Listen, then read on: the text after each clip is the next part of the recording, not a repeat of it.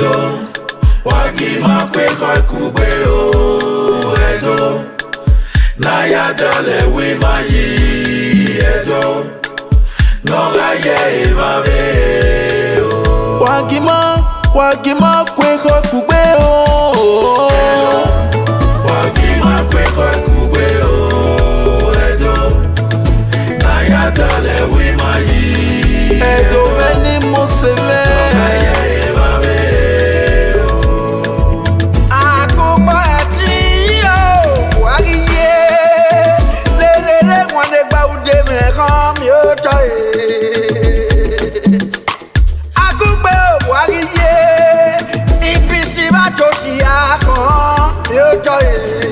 My names are Ehenede Loki Novia Larisom.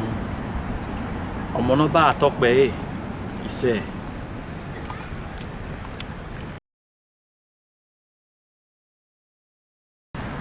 The origin and the foundation of the Benin Kingdom is by the Benin people. The origin of the Benin started in 11th century, to be precisely 1180 century. Then the Benin land, the Benin people was known as then the Igodomigodo. The Benin was known as Igodomigodo, and then they called the present the Oba then the Ogiso. They called the Oba then the Ogiso. Not these days now we call Oba. Then it was the Obas known then to be Ogiso, the king of the sky. That was what they called the Oba then. So the Benin is a very powerful. It was one of the most established and most powerful and connected in the West African coast. The Benin is the largest empire. As at 18th century, the Benin Empire was the largest in the West African coast.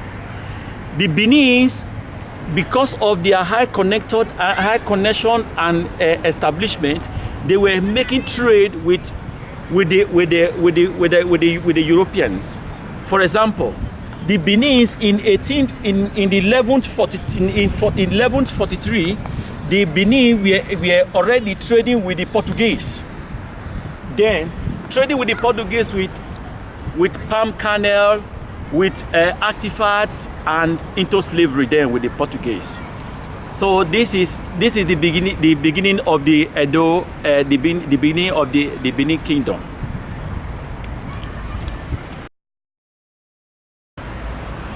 Well, in the days of the empire, like I said before, the Benin, the first Oba that rules in the time of the empire is known as Igodo, and the Benin land was known then as Igodomigodo.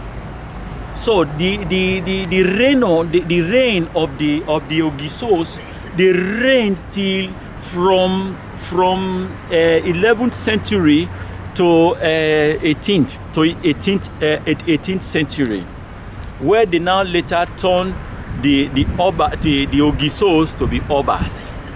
Now, the few Obas that ruled then was Oba Eware in 1440 to 1473, Oba Ezoti 1473 to 1474, Oba Oluwa 1475 to 1480, Oba Ozolwa 1480 to 1504, Oba Esige 1504 to 1547, and Oba Ohogwa 1547 to 1580, and Oba Ehenguda 1580 to 1602, and Oba Ohua 1602 to 1656. These are the few Obas that rules after the then Benin Empire. As I earlier told you before, the Benin were having a trade. The Benin were having a trade with the Portuguese. And because then the Benin were so powerful in trade, they were importing palm oil, artifacts, and slavery. So, and the Portuguese and the Benin Empire there were doing successfully, and they were so great. Now, the British were interested to also do trade with the Benin Empire, which they negotiated with the then Oba of Orame. So they negotiated with him and they said they want to start trade, which the Oba accepted. So they started this. It was a trickish system, so that the Benin, because the British want to come into the Benin so that they can break the Benin Kingdom, because the Benin Kingdom were waxing very great in that time. So the British were so much interested coming to Benin, the Benin Empire, because the Benin were growing too strong. So they wanted to invade Benin by all means. So after a while of a trade, to be precisely, in 1896, one Philip, the British commander, solicited a permit to go to invaded Benin. They've not been able to give him the permit so that he can go. This officer, Philip, the British commander then, ordered troops, some 250 Africans, local soldiers, and some of other slaves. They all came to Benin through Igoton. But at this time when they arrived Benin, it was a festive period, which is known as the Igwe.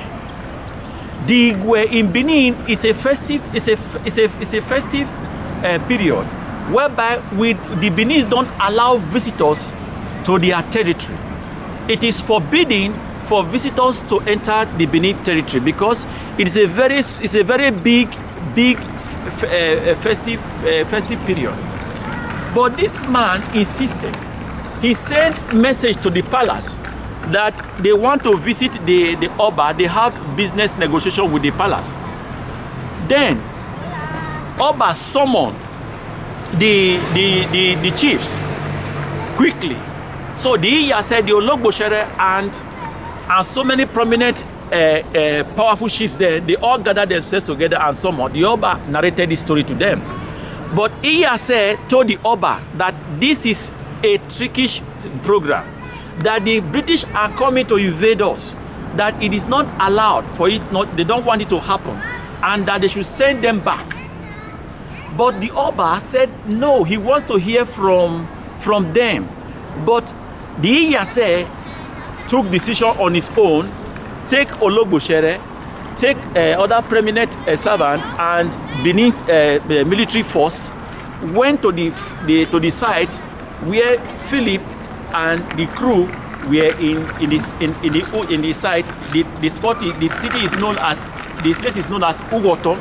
Ugoton is it's a port, it's a seaport, local seaport in Benin. It's still there till tomorrow. So while they were there waiting for the request of the Oba, unknown to the British commander that came with his troop, the Benin soldiers and the Iyasere, which was then the commander of the group, then they jumped into action and they killed all the military soldiers, killed the Philip, the commander, and in this process, 2 of the British officers were managed to escape out of all the crew that came.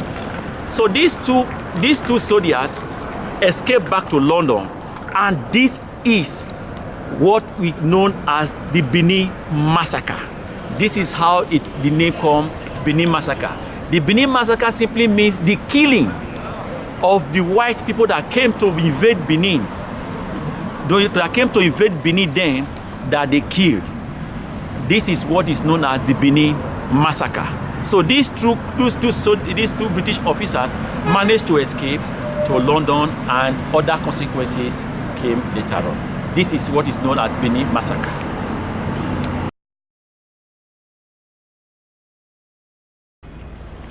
The consequences was a painful one.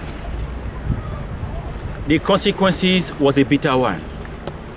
The consequences led to the destruction of the Benin Empire incomplete. The consequences was a sorrowful one. I wasn't there when it all happened, but my father briefed me a little history with tears on his eyes. And as I speak to you now, I bleed in my heart because the Benin reign come to non-existence. Well, when the two officers returned back to London, they narrated what happened to them. And the European bittered. Now, they now reinforced in a millionfold. They now ordered one Admiral Harrison Roxin. Harrison Roxin was the one appointed to now come to Benin, to the Benin Kingdom, and finished the whole job. So, in January 1897, the Admiral Harrison Roxin was given the appointment and the order to go to Benin to destroy and capture the then Oba of Oramed and hanged him whenever they seized him. That was the instruction given to him. He was told to capture him, destroy the Benin Kingdom, and possibly hanged him. This was the instruction. That was in January. In February 9th, 1897, the British crew landed in Benin. Well, all hail the Benin soldiers, all hail the servants, but their cutlass and their little arrows could not do a thing before the machine gun while it was rolling. So the Benin, in 1897 February, the invaders started. While the machine gun were rolling, souls were dying. Innocent mothers killed. Innocent father died. The Benin was burned to ashes. And after the struggle with the soldiers, with their cutlass and their little arrows, then they give up and all the soldiers died, and the Benin was finally invaded. All the Benin artifacts, like the head of Yesigye, was removed, and millions of artifacts that values trillions of euros were removed from the palace, and they looted. They went as far as to the houses of the prominent chiefs. They were all looted and destroyed, and they collected all their valuables, and they were took to London. Finally, the then Oba of Orame was captured, and they brought him before the justice, and they found him guilty. He was then took to Calabar, the city, the eastern side of the eastern part of Nigeria, Calabar. They now took him to Calabar, and where they imprisoned him in Calabar, waiting to took him to London for more details. But in the process, he was in Calabar with his two wives, because Oba had two wives then, and he was locked up with the two wives. You know, our great Obas, it is forbidden for our Oba to die in the hands of the foreigners. So our Oba took decision and decided to give up the ghost. And he never wished to be tried in London because it is forbidden for the head to be taken down to the unknown land, because we are supreme, we are powerful, we own this land. We are the Benins. Though the empire destroyed, we are still in charge till this day forth. Finally, in 1914, Oba Vorame took his decisions and decided to give up the ghost, and the great Oba died in Calabar in 1914. These are the consequences of the Benin massacre. What kept us in existence today is loyalty. Though the Benin were conquered, though the Benin Kingdom was destroyed, but with the Beninese, we keep loyal to our Oba. Omonoba Atokbe, he said, our present day Oba, Oba Eware II, the Ogidiga of the Benin Kingdom, we are loyal to him, even to his late father. We are loyal because a loyalty and unity that keep us intact today.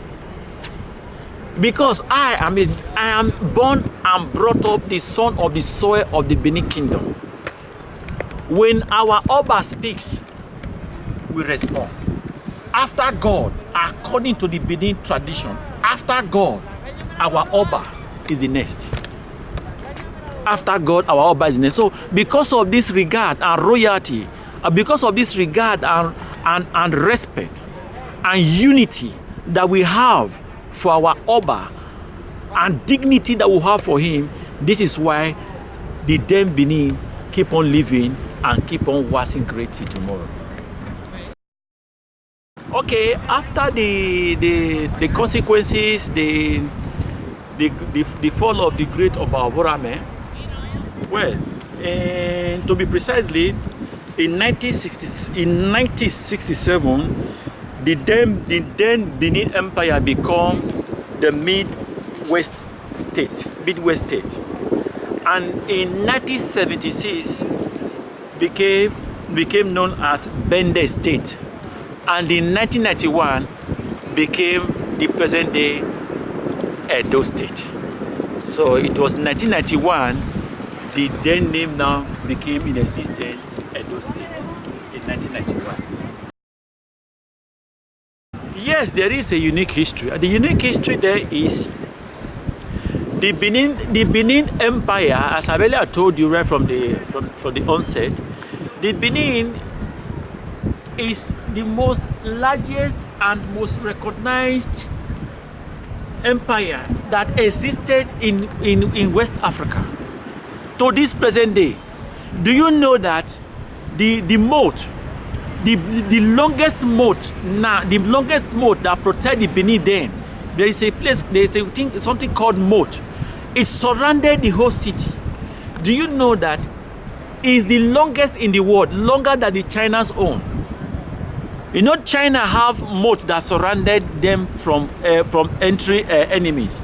The Benin's have it, but the Benin's own surrounded the whole city. So the Benin is the question you asked is a fact that this is a unique history. This history we are talking about is in archives, stored in archives.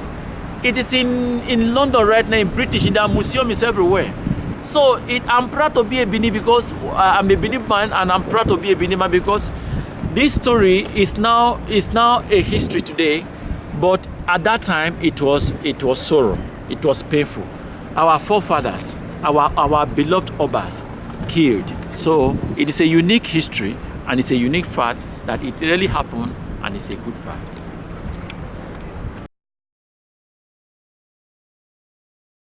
Yes, the present Oba and the present day Oba, they are two different things entirely. Good example, the past Obas, they are not seen. It's only on Igwe festivals you can see the Obas and the wives. That is why it's very interesting. All the Benin's will go to the palace to see to see the face of the Oba.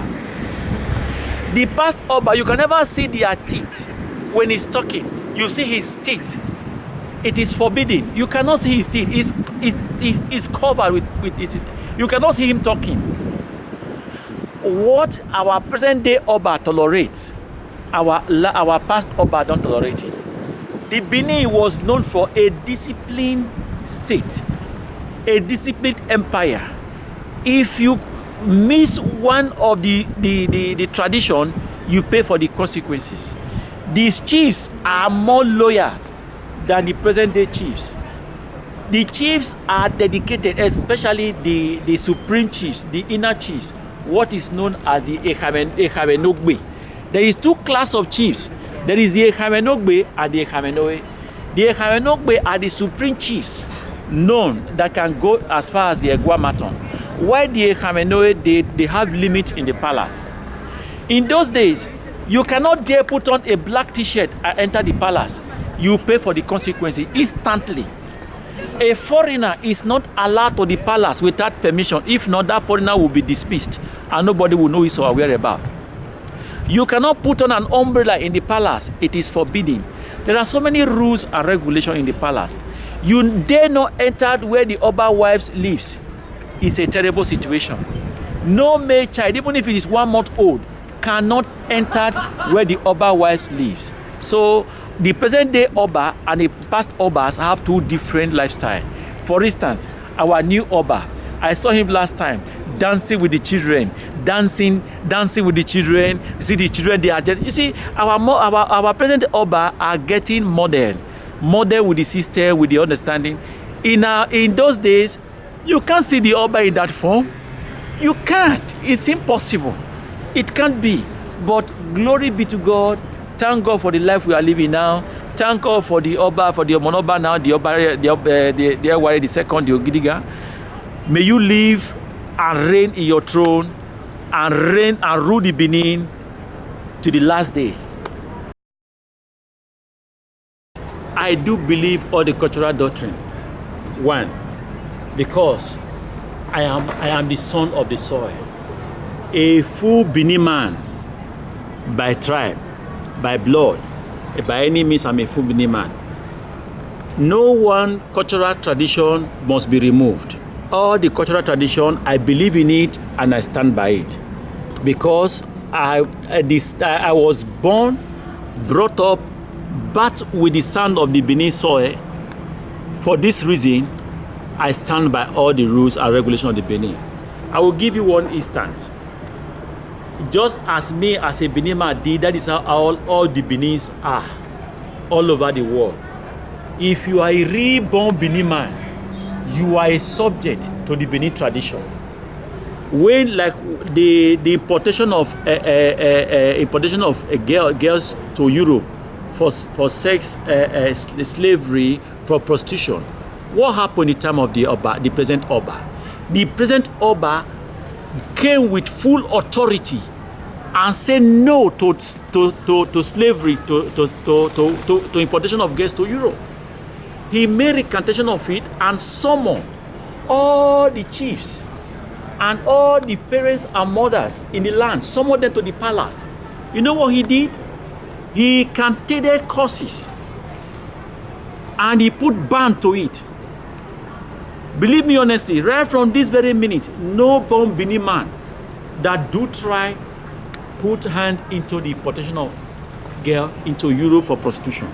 If any born Benin man put his hand into it, that person is playing with his or her life. Because our Oba, when he says it, he means it. And when he did it, when he pronounced it, the ancestors stand by it.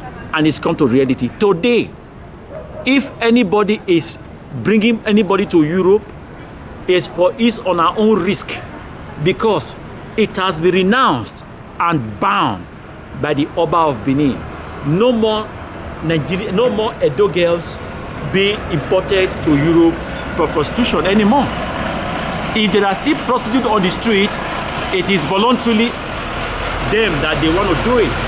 But being a Benin man or a Benin woman born and brought up in that land, Edo State, bathed with that sand, and the parents under the rulership of the Benin city, of the present Oba, they do not allow it, and it will not happen anymore. So you can see the weight. Before this time, the police, the government, everybody, they make attempt. They could not stop it. They couldn't stop it. But when the Oba made his statement, and when he summoned all the chiefs and all the Ewese to the palace, he pronounced it, and it was stamped. In Benin City, when the Oba make a subject to where there are crises in disposition of land or in anything in Benin, if you take to court, a Benin man can lie to you. But if you take the Benin man to the palace, he never lies. Because we are loyal to our Oba. We are loyal. A Benin man can tell lies in the court. A Benin man can never tell lies before the presence of the Oba. It is forbidden. He cannot do it. If I do anything, you take me to the presence of the Oba, I will tell him this is how it all happened. He is a father. He give you the necessary discipline and forgive you. This is how it works. So, all the Benin tradition is yes, and we are strictly by it with the Benins. We stand by it, and we work by it.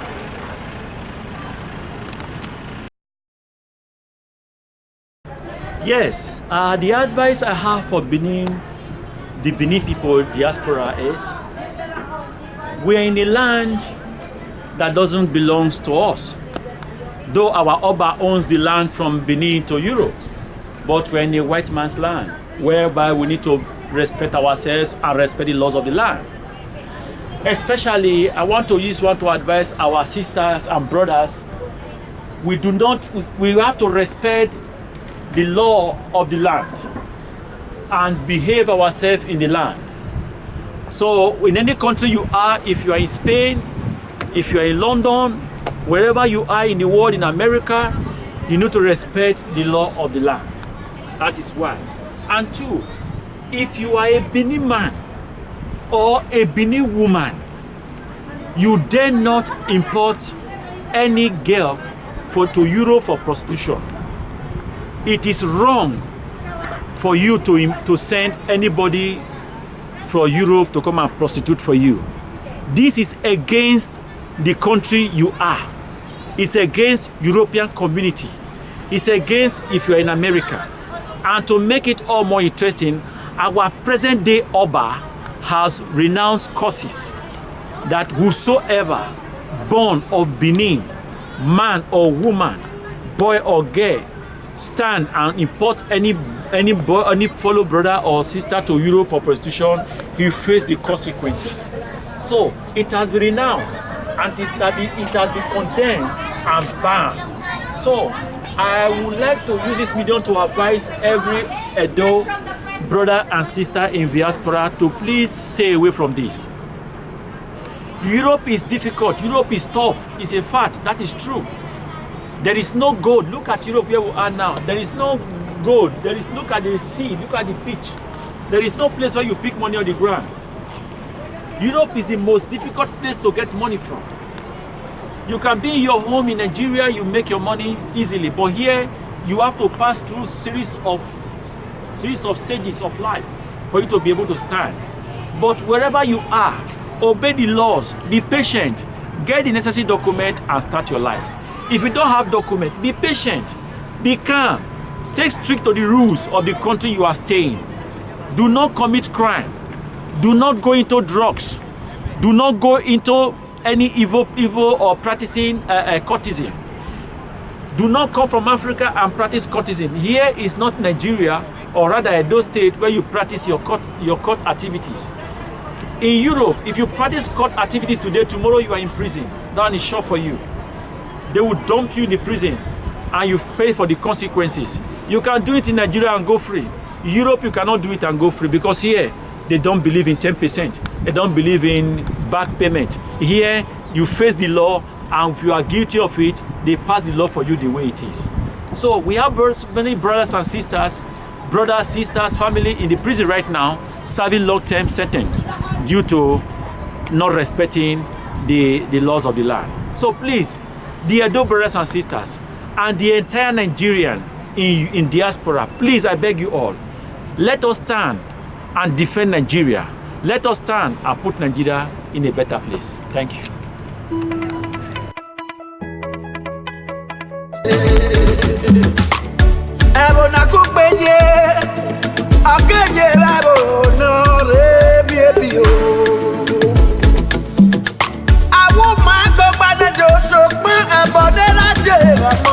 Sẹ́yìn ó gómìnà.